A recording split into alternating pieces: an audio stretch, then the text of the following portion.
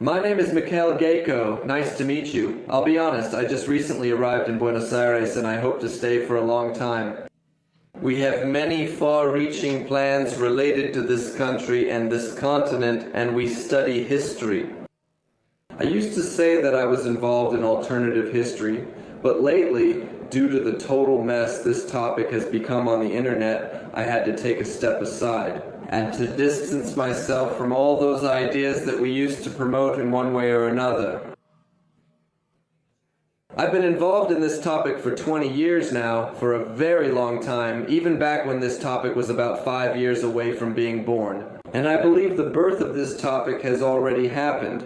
It existed even in the 20th century. There were some attempts, some little books that someone published, but the main push happened at the beginning of the 21st century thanks to our compatriot, a remarkable person. Comrade Andrei Sklayarov, who unfortunately has already passed away, but nevertheless, his legacy lives on, and it's quite an interesting legacy. The suggestion actually came from him to reassess the history of humanity based on the standards of the 21st century, using the technologies of the 21st century.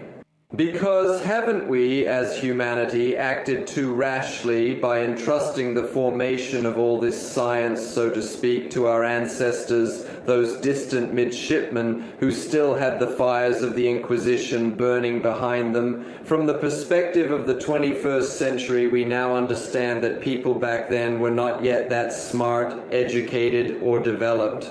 But nevertheless, the entire history of humanity was laid down exactly at that time, and that's when certain authorities in this field appeared, who were later quoted and requoted. Basically, by the 19th century, the main body, so to speak, was already formed in the first half, and in the 20th century, we basically just started reworking it. All that was written down in books and placed in libraries back in the distant 18th and 19th centuries. Why do I say distant? Well, I think it's clear to everyone here, because if people look, for example, what are we doing now? We travel to various ancient sites and artifacts. Personally, I've already visited more than 100, probably even more than 200 ancient cities. I should probably take the time to count them someday, but geographically that's half of Turkey, almost all of India, well, except for the Himalayas. Himalaya, that's Europe, such a not very interesting city, of course. Like St. Petersburg in Russia is unique, I think, absolutely in so many ways, and then Africa and Egypt. So now we've arrived in South America, and here, as we know, it's also very rich in all sorts of ancient civilizations. The topic is actually cool and very interesting, but it was just kind of kicked out, you could say, well, into fringe territory. Into the fringe areas where no decent or serious people would even want to touch it with a 10-foot pole. I think this is already terrible. It's completely unacceptable. Because our experience shows that despite the fact that history, in principle, the history of humanity, I mean the official version taught in schools, is a huge body of knowledge created by a large number of very smart and competent people, scientists from the 18th, 19th, 20th, and 21st centuries. Nevertheless, there are serious gaps in this whole concept. And basically, history is such a shaky subject that calling it a science is a big stretch. Because as soon as we consider that history is written by the victors, yes, then history as something objective immediately loses all meaning. And accordingly, when we look into our past, yes, humanity officially goes back almost 5,000 years, even more. That's what is considered, like since the times of the ancient pharaohs and Sumerians, that we more or less know everything. We know it well enough to teach it in school as a given. But actually, it turns out that not everything is so clear, but we were able to come to this understanding only now, when we have technology, when we have lasers, when we have AI, when we have technology, when we have vases. Basically, we can say, for example, we can measure the results of human activity, for example, 3,000 or 4,000 years ago. And by using modern measuring equipment, we were surprised to discover that it turns out in ancient times, people somehow, for example, could precisely shape granite, which is one of the hardest materials in general. On Earth, if you didn't know, granite is a natural stone. It makes up about 80% of the Earth's crust. It's found everywhere, but there's one small problem. It's super hard, it's made of quartz, and processing it, for example, with copper is absolutely useless, with bronze it's completely useless, and with iron, it's actually a very interesting and fascinating activity. You know, you could spend a whole day hammering away at it. Like hitting the same spot on a rock, we've done this many times, and I know that very few people actually enjoy spending their weekends on such activities in these kinds of gatherings. Basically, if you keep hammering at the same spot, after about 8 hours of work, you might only make a couple of centimeters of progress. Just a little hole, a small little hole. But at the same time, during an 8-hour workday, you'll wear out about a dozen striking tools. Because when granite and steel collide, steel loses more, it's softer, right? And humanity only learned how to produce this kind of steel at the end of the 19th century. In large quantities, which are undoubtedly needed to build stone cities, you understand, right? To build a stone city, we need a huge amount of iron. Well, any kind of tool, I don't know, something to level all the surfaces, to do everything. There are several thousand columns being made there. Next, let's look at such a remarkable civilization as the ancient one, for example. Well, I mean, the Greeks, the Romans, all of that, everything that was built in the classical style, all of Europe is still built from it. There's a certain style that was developed specifically in ancient culture.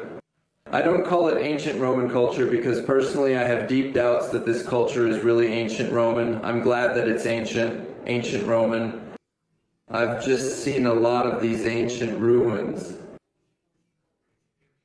There are about 1,700 ancient cities in Turkey, and they all have one thing in common. All these cities have been completely destroyed. Well, almost all of them, almost completely, let's put it that way. And 95% of these cities are not part of Turkey's tourism industry. Not at all. Even though these are amazing, stunning places somewhere out there in the mountains, and in general, as we study all the heritage of ancient humanity now, we come to the conclusion that we have a huge number of questions for official historians. For example, ancient Roman culture is a very ancient Roman culture. In Lebanon, right? Its construction dates back, for example, thousands of years before our era, like 600 or 700. In general, a really long time ago, people walked around in towels, everyone carried knives with them, they wore bass shoes, and something else. We see all this in movies, like when we watch Gladiator, right? We see all this low culture, I would say, nonsense. People killing each other, a lion eating people, the amphitheater. It's all wonderful. The only thing we don't see is how they built their cities out of blocks that weigh over 1,000 tons. 1,000 tons is a lot, guys. That's about 1,000 cars, like a bunch of nines, all put together into one block. And in this case, in this photo, the block is still in the quarry, meaning they've almost cut it out, but not completely yet. They'll need to move it a kilometer away, lift it up 7 meters, and then place it into the wall after that. So, for some reason, there's this place, it's Beylik Baalbek, Lebanon, where this work wasn't finished, it just stopped. But there's also masonry there that's already finished. And when we ask historians this question, we get only one answer, because in their imagination, let's call it that, all of history happened more or less linearly. That is, now everything is good, cool, fast, technological, and modern. And in the past, everything was less good, less fast, less cool, less technological, and the further back in history you go, the less and less advanced everything was. And basically, in general, history claims very confidently that this line, more or less, has always been rising. We're not told about any global catastrophes, for example, that could have destroyed 11,700 cities at once. The fact that 90% of these cities are deep underground, we're told that's just some kind of cultural layer, supposedly. It happens. At the same time, they don't explain why. I've been to a lot of places, and almost everywhere I wanted to check things out myself. That is, the city is located at a depth of 10 to 15 meters, and sometimes it's covered with amazing layers that don't fit into any concept, like landslides or something else. No hurricanes from the nearby mountains could have deposited them there.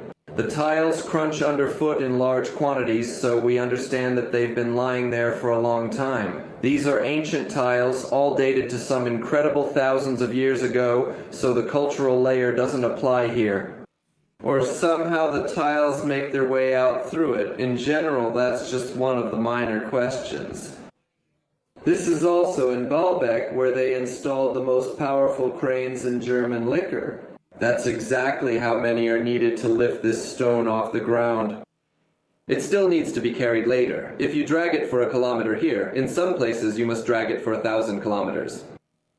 I saw granite columns in Termessos, for example, in Antalya, at an altitude of 1,200 meters with a very steep road. I've been there. Not everyone makes it there even without carrying anything. It's quite difficult. And at the top there are a huge number of ruins, and among these ruins there are granite columns. The nearest granite deposit is 600 kilometers away across mountains with winding roads like this. That is, if this were an isolated case, we wouldn't have any questions. But this is widespread, so much so that we understand, for example, in ancient culture. This process, meaning the process of extraction, processing, transportation, and placement, and often the placement itself, is completely incomprehensible to us modern people. It would seem, if you're walking around in towels with a knife, right, and your donkey is carrying things, well, a lot of donkeys, a lot of you in towels with knives. But use human-sized blocks, that's what I call it, meaning something that men can gather around like this and lift up. That's usually a maximum of 200 to 300 kilograms because stone is very dense and its volume is small. But we see this kind of construction. It usually starts with ruins. That is, most ancient lost cities look very much the same. There is a kind of foundation made of large blocks, multi-ton in appearance, which are laid with precision, without gaps or seams, with perfect joints everywhere, very clearly finished. And then on top of that you see human-sized stones, plus there's clay bricks, basically some kind of stuff, mortar, shells mixed in. This, I believe, is ancient Rome. That's exactly how it is, the culture that used to kill people in colosseums. So in reality, it's completely without culture. And I think construction very clearly reflects this in its building technologies. There, and well, go ahead.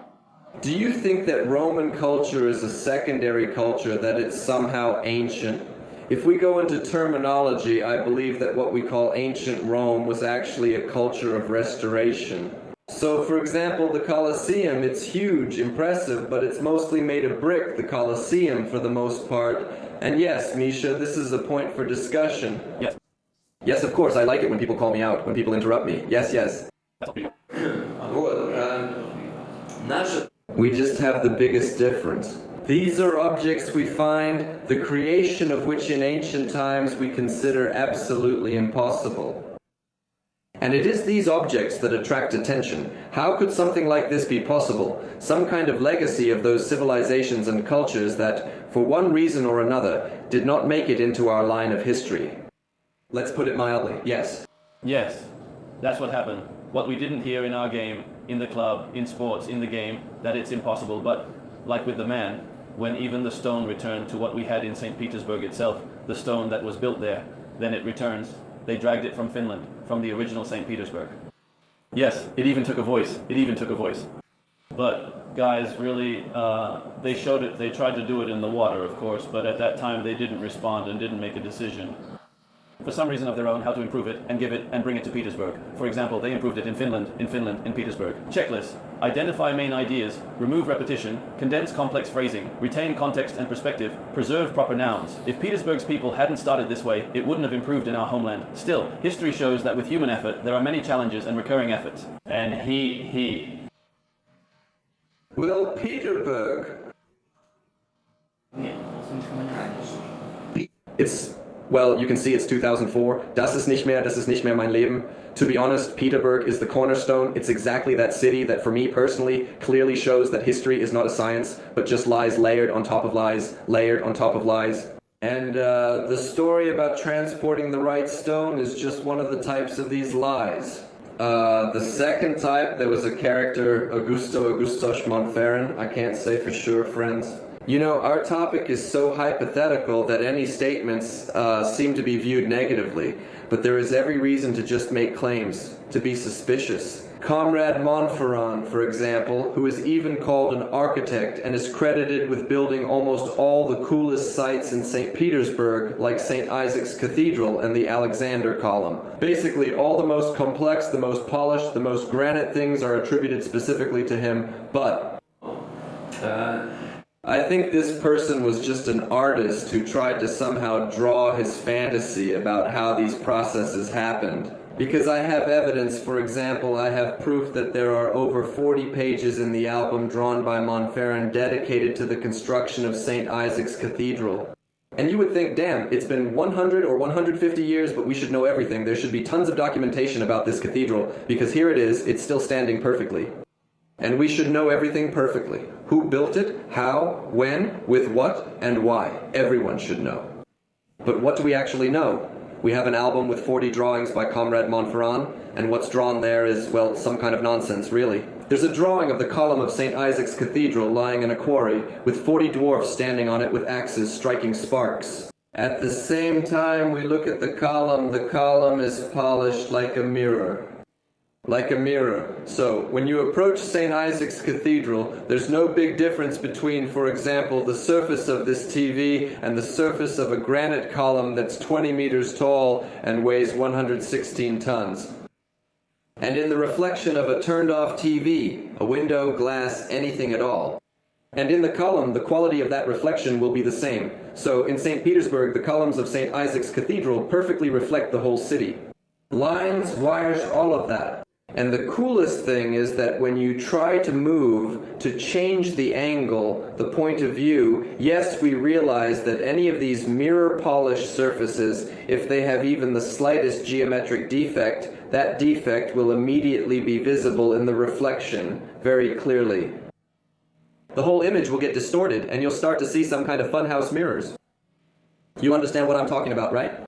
The columns of St. Isaac's Cathedral are perfect.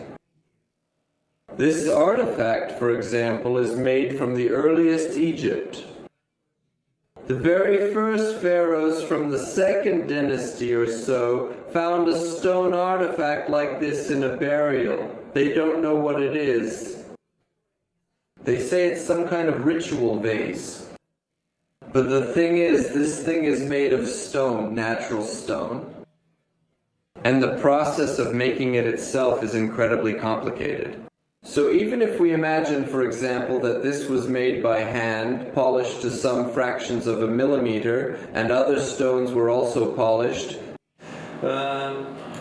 still we can't even imagine why at all. Any work should have some kind of meaning. Of course, we can dismiss all this meaning, like historians do, claiming that the further back you go, the dumber everyone was, we're the smartest now. In the past, everything kept getting worse. And so, well, like 3,000 years before our era, how can we understand why degenerates made a ritual vase out of stone? 30 years there, I don't know how many, all the trees. Have you seen your footprint in this photo? It was big. If I was there, I would have it. Boom, a couple. Why did he say that? Villages. Editor, yes. Of subtitles in mine. Alexandrova from Works, I am the subtitle editor and proofreader A, but the king, he is not. Kulakova, subtitle editor. Alexandrova, proofreader. A what? Cap found it, right? Yes. Well, he seemed to do it very honestly somewhere. Maybe something like supplies. Actually, the fact that he did this. Back in the 1990s when we went to people, called people, divided something there, gathered, and back in the 1990s there, proofreader A, there were 1,500 people and we were at a unique place. Yes, wait, in India, in Volokholamsk, these are not caves, right? Which are not built on anything. The whole cave, editor, is finished with subtitles. And within a radius of 50 kilometers, I declare, there was Major Bakstarkov. Where we arrived. And we explored this whole region. There's absolutely nothing within a 50-kilometer radius. There's no ancient temple. Nothing has been preserved in our form to this day. There's only beggars, a huge number of completely illiterate Indians. That's it. There's nothing else except for the city of Gaia. It's 70 kilometers away. That's the city where Buddha attained enlightenment. It's right nearby. But nevertheless, this is Kulakova's emptiness, in which there is a huge granite mountain, and in this huge granite mountain there are 7 caves. Yes, these caves have an almost perfect geometric shape. I mean, the deviations don't exceed a fraction of a percent from the ideal, and it's granite. Moreover, granite is one of the hardest materials, harder than any stone steel, 7 layers, hemispheres of lightning, its hardness. It's interesting, of course, everything is there, a great corrector, and also the French PFM. They conducted an expedition there for 2 years. Yes, they included a lot. Corrector A in the form of scans. Oh, that's what I brought. I brought with me full LiDAR scans of about 30 objects. That's Kulikov's work on them. In all the Morabara caves, we also have the complete hippopotamus full-length one. We have the entire Hermitage, Atlantis, the Sakievsky, and the Kazan Cathedral, all absorbed by the bath. With whom, I don't know exactly, there was Semyon Sukhanov, a great proofreader, and Lvov, and in Rome I saw, well, it doesn't matter. Right, in India, yes, we filmed about 15 or 20 sites there. We spent 5 months exploring them. We checked out everything. On the Rio Brun, which was funny, when they flood it, when they film it, yes, a 3-dimensional laser scanner with a radius of about 25 meters and a thickness of plus or minus 5 millimeters at 25 meters. You walk around with this thing, it's like a corrector, it scans the surface. The only thing is, we didn't know, right now they're doing excavation work to clean that surface. We're currently cleaning the Lori complex. It's 20.5 kilometers long, and there are 34 cave temples there. And in order to build a polygonal model from the point cloud data, we need to remove all the people, a bunch of cars, basically cockroaches, and the corrector, everything that was moving. And that's very difficult. It's a very labor-intensive task. So right now we're taking a little break. We're waiting for the guys to finish. And by the way, we're looking for some help for them. If you know someone who works well with 3D graphics, who has the resources, I mean a powerful, really powerful computer to process such models, please contact me. We have a huge amount of work because we have so many of these objects. We're talking about square kilometers, or rather cubic kilometers in volume. Well, in short, the area is several square kilometers, and yes, there's nothing in the middle, so that guy who made the inscription on the wall was walking there. And that's why all of this is dated to the 3rd century BC. Because you see, some guy came there a long time ago and scratched it in. This is a Japanese measuring device that I have in my hands. We checked and determined how smooth the surface is, and this cave's indicator surpasses everything that modern tile factories produce. In any building, if you go to any polished surface, there's a lot of granite here, it's nature. If you use this device on any tile, it will show at least the same, and most likely even more. This means that many thousands of years ago, the guys were correcting something in the granite, I don't know, without any dresser. It's just that, friends, we're talking about a process that you'll be doing for a week and you won't notice the result. That is, after 40 hours of work, the result will be almost invisible to you, just like to a polisher. But still, in short, they achieved polishing at a godlike level. In those ancient caves, they managed to preserve the surface geometry. It's not extremely difficult. So, what is a corrector? And by accident, that's out of the question. That means it had to be a project, right? We understand that there was some person who ordered this, who protected it. All these numbers. Because, for example, if this number is 10 times bigger, you won't notice it by eye. Well, the question is, corrector, didn't it seem like this was done very quickly? Yes, of course, yes. Commentary. Actually, LED tools are not only found in the cave. And it's exactly in these caves, actually I even have footage of this at home, there was some kind of metal rod, most likely, that was driven into the granite to a depth of 3 or 4 centimeters, leaving an imprint of its tip in that granite. It's absolutely impossible to do this in the modern world with modern iron tools and modern granite, because it just won't behave that way. It's different. it would just crumble into powder, and with a single blow, a person can't even drive anything into this granite by a millimeter.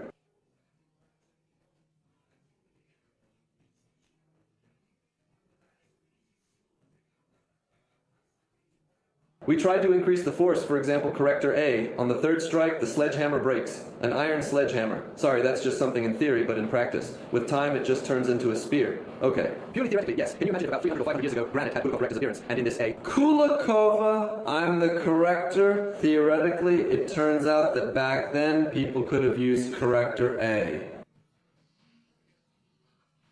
Kulakova, and that's one of the hypotheses. But it seems that the point is, official science says our planet is 5 billion years old, and the last time the planet was soft was about 150 million years ago. We kind of agree it was soft, but let's try to shorten the time frame somehow, I don't know. Yes.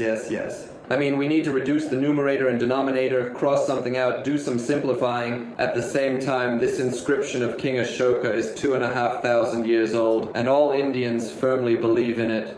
But we actually have huge complaints about inscriptions in general, because we've never seen in the world an inscription that matches the quality of the item it's put on. The best place to see this, of course, is in St. Petersburg. There are all sorts of giant vases, hundreds of them, and there are the Atlantes, for example, standing at the Hermitage. They're amazing. They're magnificent. I can tell you that right now, no one in the world is doing work like this at all. It's impossible to order a 20-meter monolithic granite column anywhere in the world right now because there are neither specialists nor equipment capable of doing this. And accordingly, there is no demand at all. Demand is zero, but we still have at least some artifacts left from the 19th century that are closer to our time. All these artifacts are practically perfect in terms of geometry. They are absolutely perfectly polished, but at some point in their existence, some jerk came up to them with a screwdriver and scratched his nasty name on them. At the same time, when you show them to any specialist, they say, of course, the master had nothing to do with the signature. None, since all the signatures are amateurish. Granite is a very brittle material. It's very hard, but also very brittle. It's a crystalline material. It's made up of a conglomerate that's fused together. Yes, there can be some spots in granite that you could, pick out with a key or something. But it's made up of about 70% quartz.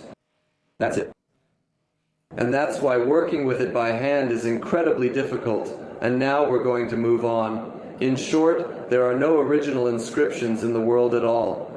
But there are some on paintings, while there are none on stone artifacts. Yes, they all give off a nauseating vibe. Even this one, basically. So, when we talk about, basically, a cave worked with jeweler-like precision, we don't understand why it couldn't have been finished all the way. Make it beautiful, you're an Oshopa. Right, but we have some objects that are even more peculiar, meaning they go way beyond the usual boundaries. For example, those are the oldest dynasties of Egypt, and in the tombs, vases were found, vases.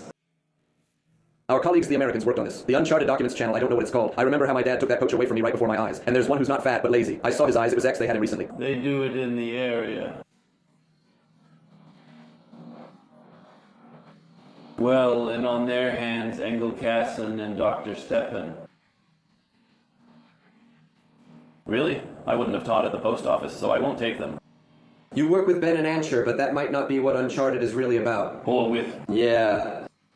They did the editing themselves. I basically worked on all those channels. On Third Text, on Cosmic Summit, on Error of Classes. Yeah, I did. Well, that's actually why I came here, because I'm looking for more editing work and so on. Well, great. So, you know, right, that this base is made of granite, and granite, I'll say it again, is probably the most difficult material because of its irregularity and because it's crystalline. So, what does that mean? It means that when you take a chisel and try to chip it, one piece comes off, but then a crack goes somewhere, who knows where, just like glass, basically. So, can you hit glass or not? And it's pretty much the same with granite. So, nevertheless, the base, the wall thickness is from 2 to 3 millimeters. It's transparent, this base. And the precision, well, you can see it here. That is, it was put into the most precise measuring instruments. And this is an indicator of the deviation of the wall thickness, my friends, the wall thickness from the ideal, expressed in fractions of a millimeter. 0.2 millimeters, this is, well, honestly, this is amazing. This will never, ever fit into the official history of human development because 4,500 years ago, there was no reason for it and there simply couldn't have been. Why would such precision be needed by these ancient people who supposedly wandered around in crowds of 200,000 built pyramids, supposedly, and these same people, supposedly, made precision vessels for nothing? In large quantities, meaning that the guys managed to buy 6 of them at auctions, and all of them have similar characteristics. Matt Bill, the owner of Bill Corporation, Bill's Raleigh Seister, said, "Here he is, Bill's." He has the largest collection of these vessels. He has these banners in the decade. He bought them. There are battles they dug up somewhere. Daughter, as they call it, I don't know. Black Left, they dug up somewhere. And a bunch of battles. He has the largest collection, Bill.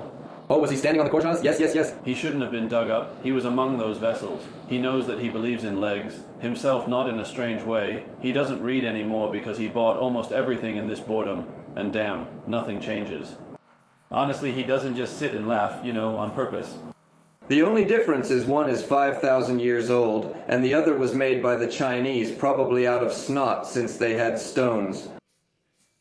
Well, yeah, that's right. So even having just one precedent, we can already consider this topic seriously.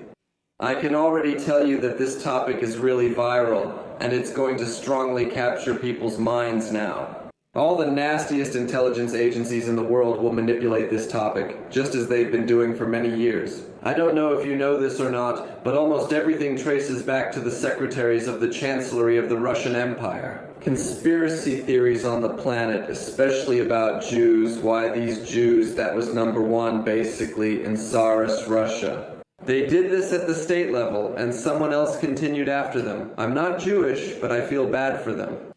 So, the KGB picked up the baton, and then the persecution of Hasidim began, and basically this whole nightmare with all the documents and everything, well, if you really dig into it, I just don't want to drag you into all that. But this topic exists, it's big, it's being promoted by the intelligence agencies, that's the main thing, and it's aimed at people who don't check information. Well, but basically, we have one precedent, yes, that's the vases.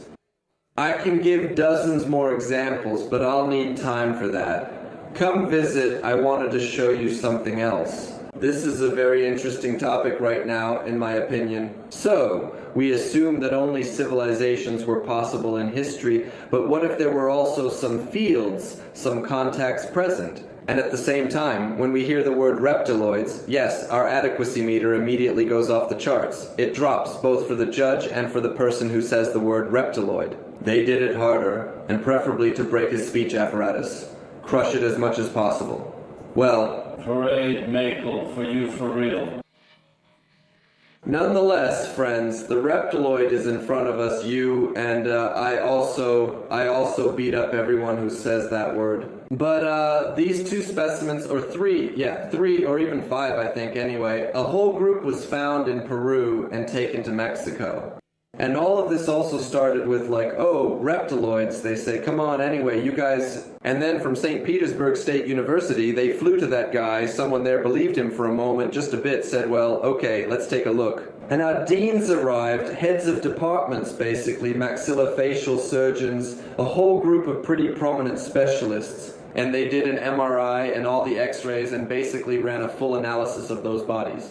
And well, I can send a link to their work directly to the organization, to that website. They claim that these are completely real beings who have all the characteristics of a living organism, tendons, bones. At the same time, with the KGB involved, as I call them, yes, that's something meant for fools. They say, supposedly, on some sources, that the researcher who provided these little figures for analysis, that supposedly someone proved that it's some kind of chicken, a glued together set. Yes, we've heard that info, we've heard it. It's complete nonsense, basically. No, there is no such source of information, and if there is, it's some kind of joke website. The reality is that there are MRI scans, there are tissue studies, basically anything you want, there are DNA studies. And these are not just people, they really exist. And we definitely want to visit this professor as well, to see them in person. Maybe offer him some assistance in spreading this information, but there's no doubt about certain things. In short, he has everything described in great detail. There are interviews, there's a press conference with our professors. If anyone doubts their credibility, they can watch it too. So we admit that history is not a science, that it developed in a nonlinear way, and that maybe there's a lot we don't know. We admit that there were rulers who could act in their own personal interests, to make some corrections, or maybe even completely rewrite things, while we have so many unexplored or new lands. But in any case, we believe that for humanity in the 21st century, it is unacceptable to rely on knowledge in this field that was obtained back when, as I say, the Inquisition was burning, and no one has yet apologized for it. And maybe we'll even have to apologize for history itself, in short. In general, this is a huge, very lively topic that is still in its infancy, but already has millions of followers. These millions of followers are super active. They'll just drone on to you about this alternative history all evening if you meet them. They spread these ideas very eagerly and widely, and in general, there will be a lot of noise. I think it will be enough for our generation and the next one too. Until people figure it out, maybe prove that all of this is nonsense or a sham, it will take many years. But the process itself is very interesting. Honestly, I'm just really tired of explaining to people for the 10th time why, for example, this isn't a casting. Someone mentioned casting, but it's not casting. That's it. Now it's already clear. This is one of the hypotheses that scammers have adopted for themselves. Those who sell synthesite emission coils, they claim that this is casting. Even though there isn't a single geologist in the world, well, the stone, it has a fairly understandable structure. Yes, casting is also quite understandable for us. We cast from composites, from polymer materials, or even from natural materials mixed with polymers. But humanity has very big problems with imitating natural stone. In fact, for us, it's impossible. The imitation we can do now, like for countertops in the kitchen, is only an imitation of certain limited types of stone that can be recognized from 5 meters away, easily by anyone who is at least somewhat familiar with the subject. And since we have two clans of people who are out of touch with reality. These are the casters and the machinists. Some say that everything was cast, while others say that everything was made by some machines that came like, and then left, and some kind of carnate was left in that place, or something else. In general, they're both about equally inadequate because I think it's just not that simple, like they just cast everything, but they just don't understand molds, materials, or composites at all. We just have a fact. For example, why did Pramanferan start and not finish? Sorry, that happens to me a lot when Pramanferan is drawing. 20 dwarves with axes standing in the quarry on an already polished column. Yes, for some reason he doesn't fully explain how they use the axes anyway, the concentric marks that are on every column in St. Petersburg. The only thing is, their amplitude is at most 5 millimeters, so you can only see them from below. If you put your ear up to this mirror-like column and look up, just tilt your head a little and then move it away. And you see that it's all covered in concentric circles, actually. The whole polished surface is covered with nearly invisible concentric marks. And you realize that this is a result of the rotation process. I mean, there's no idiot in the world who would manually make concentric circles on a column that's 1 meter 85 in diameter. So, but when we ask, we say, well guys, show us your lathe. Come on, it was the 19th century, we get it, it was a normal time. Show us how you made like 2,800 columns. There are solid stone ones in St. Petersburg. How did you make all those columns on a lathe? No? Then show us. They say diamonds. And there were some other things too. In the 20th century, all of this appeared in short crowns, synthetic diamonds. And all of this was super necessary, for example, to build St. Petersburg. It was really needed. Tons of crowns were needed of the because granite, basically, with impact tools, you can only give it a very rough shape. All the small details shouldn't be struck but polished. And granite can only be worked with emery, diamond, corundum, and topaz. That's it. Nowadays, it's only used to make tombstones.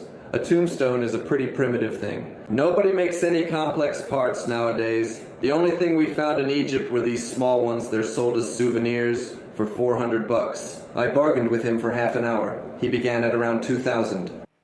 But the fact that Polkar Bulgarka's friend in the neighboring village made it for less than 400, he still wouldn't sell it to me for that price. He says, "Are you kidding? It took him 3 months to make. 3 months for this."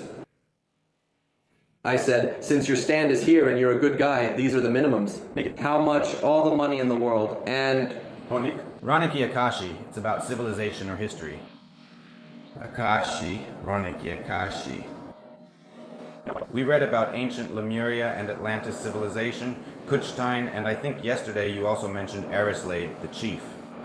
Is there a link between these ancient civilizations, like Sikoratske, possibly involving nuclear energy? Yes, of course there is. Actually, 1,000,000 connections. The thing is, there are very few people who take this question seriously. Mostly, there are a lot of armchair experts, but what we need are people who will actually go to the sites and dig around with equipment to find real evidence, but such people do exist. For example, everyone knows that there are a huge number of round lakes in Russia. Did you know that? What don't they call them? You come to one in Chelyabinsk in Moscow, there's the Moskovskoye, Vladimirskoye, Yaroslavskoye, but around Moscow in the north I counted about 2,000, maybe 2,500 lakes. I didn't count them all at once, just like that. Many of them are located, for example, in a row in the forest. They lie right in a row, with just a few kilometers between them. These craters with diameters up to 5 kilometers, up to 13 kilometers, the largest impact craters. I think you know this, maybe you don't. Along the Yaroslavl highway, there are about 100. Kilometers from Moscow, there's a lake. I've already forgotten its name over there. It's huge, basically. Actually, it's a crater, and the impact came from the northeast. I think it was probably a meteorite. But for some reason, people rarely talk about the fact that it's not a glacier. It's not karst. Once, some guy in Moscow told me it was karst. He said, "It's karst, all karst lakes." I didn't understand. Recently, some group members took core samples there and left one on the shore. And at a depth of 1.30 meters, they found a spike of cesium-137 like this. Cesium-137 doesn't occur in the wild at all. There are only 2 ways it can appear, either a nuclear leak or a nuclear reaction. That's when it can appear. That's why, but it's just those guys. They're one group, we're another. There are also Americans, but still, I came with you Russians for one project. Well, and I had to. It's impossible to explain this as a natural phenomenon. Everyone's the same. Exactly. There are so many things that can't be explained by nature or history or any other science, basically. That's what I now call the alternative movement. That's why we just care about making sure it doesn't go beyond the bounds of reason. Then it's interesting, cool, and very promising. You can ask a question from the couch or from the bench if you want.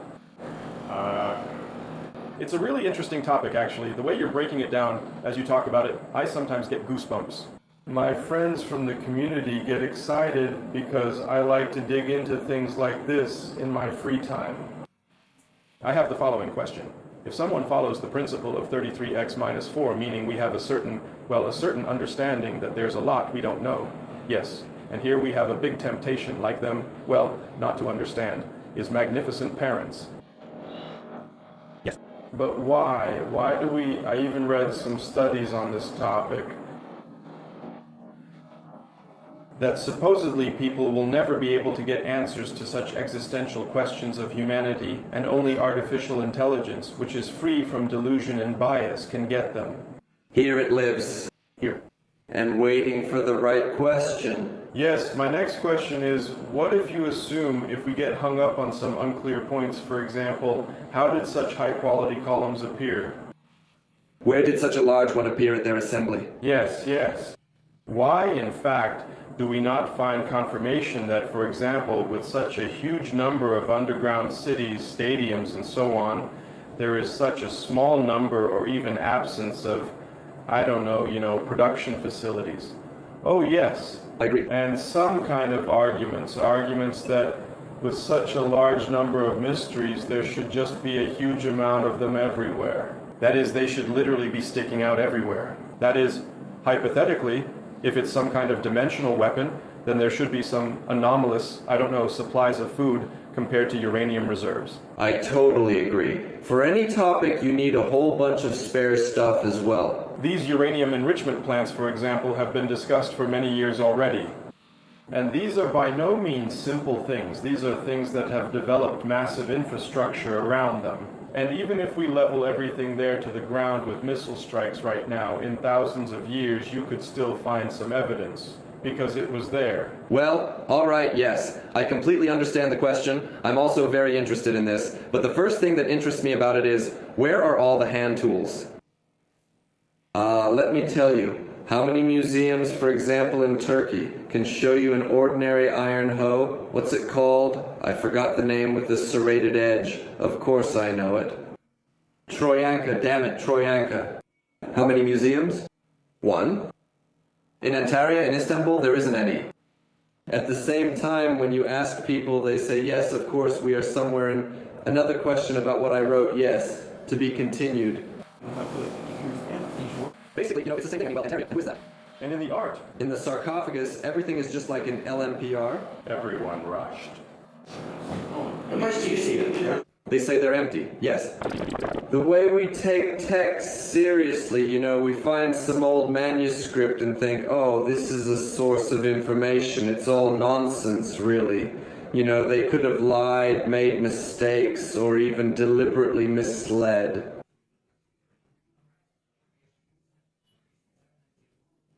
It's even harder to write on stone, for example.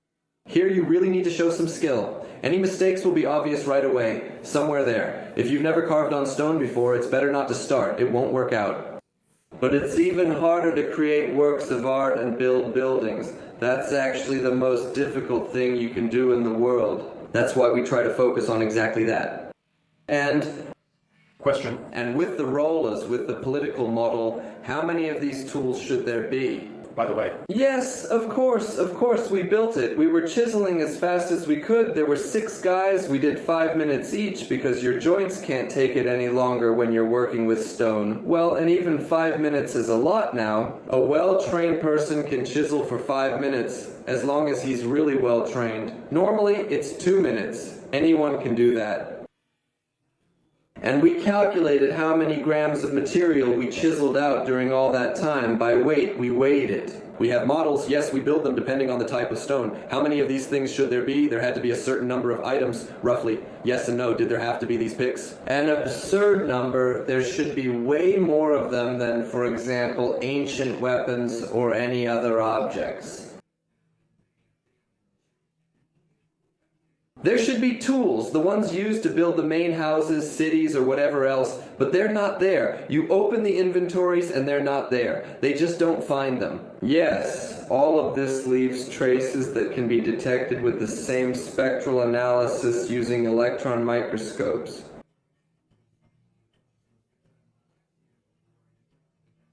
And that's exactly what we're trying to do right now. That's what we're working on. It's chemical treatment. And then there are no traces, no tool, nothing. Exactly. Admit it, it would be interesting even for modern humanity to restore this formula. And there must have been some kind of system that guaranteed the country this formula, because you see, for example, there are ancient objects, and this solution of interaction is shared. Almost everywhere, by the way, where Muslims got to, everything is broken. There are Muslim ones. Tomorrow, the last church came. All the groups, for some reason, were building a bedroom. There is a specific story. Right now, we are working on a huge piece about the temple complex of Ellora, which is carved into a basalt outcrop in the state of Maharashtra, where there are 33 caves. There, yes, it was all supposedly built in the 8th century, but in general, we don't know. But we know that in the 16th century, a Muslim king came and assigned 3,000 people who spent 3 years destroying it. They broke off the noses. Well, some of it. They disfigured the faces a bit, the hands too. They broke off everything that was sticking out. To go inside the rock to carve a basalt statue out of the wall, that costs a lot, guys. That costs a hell of a lot of money. I'm serious. Who brought up anthropogenesis? Was it you? Nastia left. Anyway, what anthropogenesis shows is that anything is possible. There are guys on YouTube in Russian who cut granite with a copper saw. But the only thing is they cut it strictly vertically because they're using corundum there. Corundum that's dissolved in liquid. They mold plasticine into a bath all around the stone they're cutting. Then, in this bath, they move the blade back and forth for several dozen hours. And when you ask them, they say, wait, how are you going to cut it like that up on the roof? Does it work from the bottom up? It doesn't. Does it work on the side? No, it doesn't work. Anywhere the corundum would spill out, it doesn't work. We arrive, and what do we have? We have a ruler, we have a square, and well, some other little things, devices. We're constantly updating our collection. And we check. Handmade, handwork. Is it really handmade? There are a whole bunch of signs by which you can definitely say that it's handmade. If there are no signs of handwork on the artifact, it's premature to say that it's handmade. And if you go, for example, to the Karnak Museum in Luxor, Egypt, there is a completely ordinary-looking crocodile at first glance, some kind of god, a crocodile god from Chalkis. Calcite is a very soft stone, super soft. You can almost work it with your fingernail, and that would be fine. But there is this statue of a god made of calcite, and someone, damn it, once broke through it with a soldering iron, and the calcite conducted. Calcite never does that. There is nothing that can make modern calcite melt and then harden back into calcite. But nevertheless, we found, and we have photo and video evidence, when someone, well, like us, ran a soldering iron over tin, we got a groove like that, and the excess tin was lost to history, but that's how it flowed out. It's like the calcite in that ancient statue in the museum, 3,000 years old. And so we wondered, did they really just chisel everything? Or maybe they actually had some kind of chemical or something, maybe some kind of sound, maybe something else, but we don't need all that. Do the same as you do with any information you get in the world. Who knows? Maybe yes, maybe no, maybe it's true, maybe it's a lie. Now, especially in the age of your AIs, you can't officially trust anything at all anymore, objectively, right? And we don't understand why it wasn't possible to have the same approach 200 years ago, but still, we've only just reached this point now. Let's use this approach to reevaluate the question that I consider one of the key ones. What are we even doing here, right here? What came before? What brought all of us, damn it, to this day, to this point, as a civilization, as humans, as humanity? Was there anything there at all or not? So, isn't there some kind of cool, interesting mystery there? Yes, thank you very much. Thank you.